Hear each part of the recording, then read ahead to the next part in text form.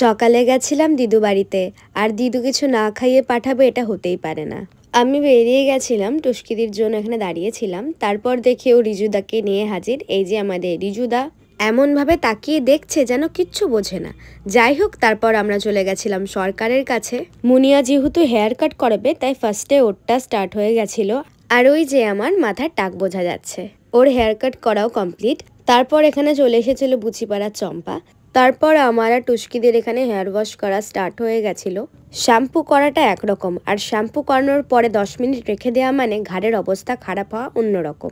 সরকারকে আমি এবার বলেই দিয়েছিলাম, যাই হয়ে যাক, আমার যদি মাথায় একটাও চুল থাকে সেটাও যেন সোজা হয়। আমার যেহেতু হেয়ারে ক্রিম লাগানো কমপ্লিট, এরপর আমি সবাইকে জ্বালিয়ে বেড়াবো, এটাই হচ্ছে আমার কাজ। একটা ভালো ভিডিও করতে গেছিলাম, সেখানেও দেখছি স্লোমো হয়ে গেছে।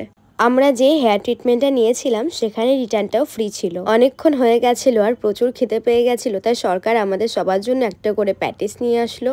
এইবার হচ্ছিল আসল খেলা শুরু।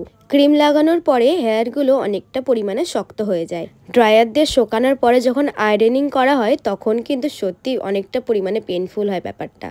ওই যে আমার হেয়ার কমপ্লিট মানে এখন আমি সবাইকে ডিস্টার্ব করে বেড়াবো। সিরিয়ালে যদি কোনো ভিলেনের পার্ট থাকে তাহলে তোমরা অবশ্যই সরকারের সাথে যোগাযোগ করতে পারো। একটুখানি টাকা কমাতে বলেছিলাম বলে বাবা কিভাবে তাকাচ্ছে আমার দিকে। তারপরে এলো হেয়ার ওয়াশ করার পালা। এতবার হেয়ার ওয়াশ করেছি আমি, সারাটাক্ষণ শুধু কেসে গেছিলাম।